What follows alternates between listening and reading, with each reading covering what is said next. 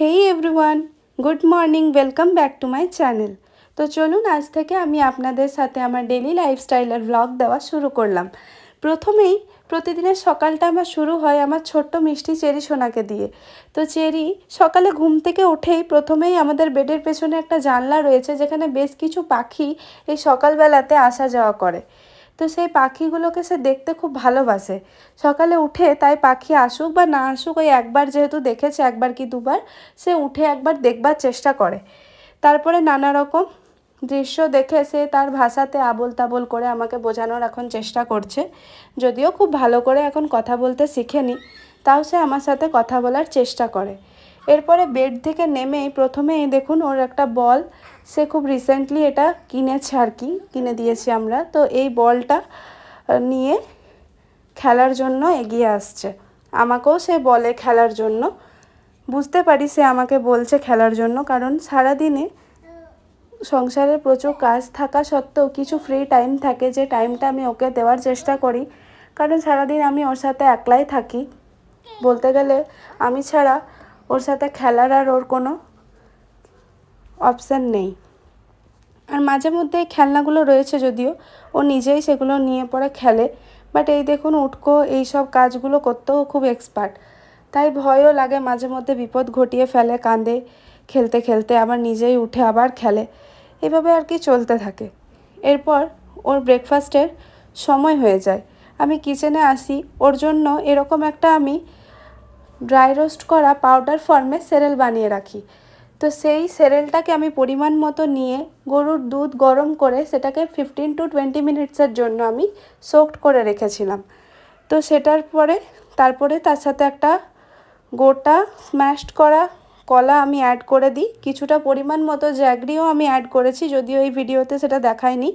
তো যাই হোক, সেটা অ্যাড করার পরে ভালো করে মিক্স করে দিলেই এটা বাচ্চাদের জন্য, মানে টডলারদের জন্য খুবই ভালো একটা ব্রেকফাস্ট অপশান বলতে পারেন।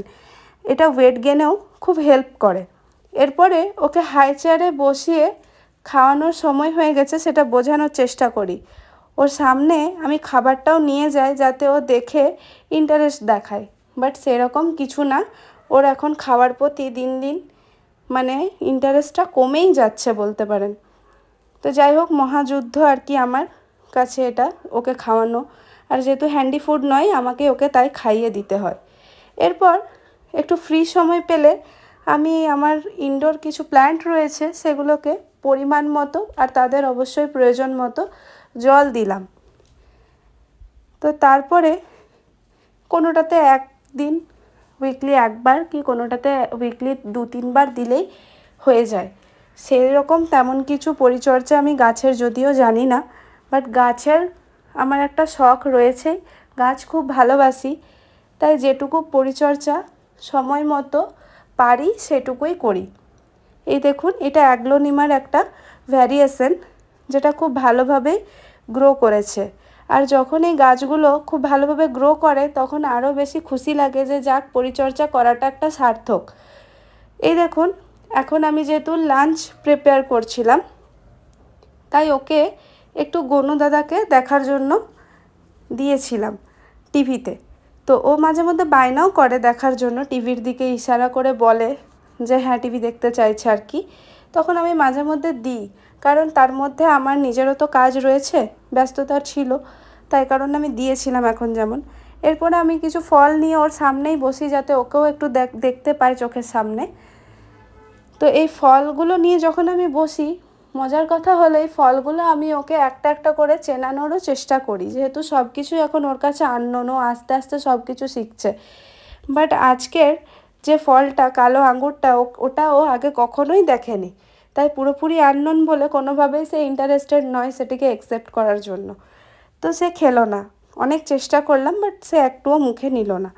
তো এইভাবেই সকাল থেকে দুপুর গড়িয়ে এলো আর ওর স্নানেরও সময় হয়ে এলো, তাই স্নান সারিয়ে ওকে একটা ছোট্ট ঘুম পাড়াবো, ন্যাপ নেবে ও একটা ছোট্ট, দিয়ে তারপরে উঠে সে লাঞ্চ করে।